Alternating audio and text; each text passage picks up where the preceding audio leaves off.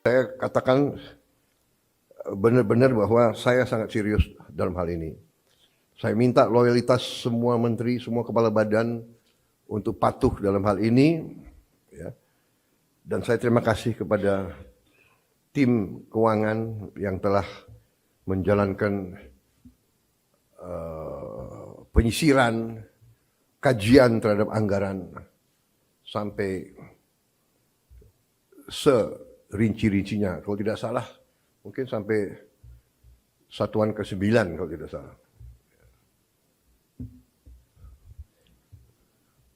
Mungkin pertama kali dalam sejarah, ya, Presiden Republik Indonesia mengecek sampai satuan ke-9.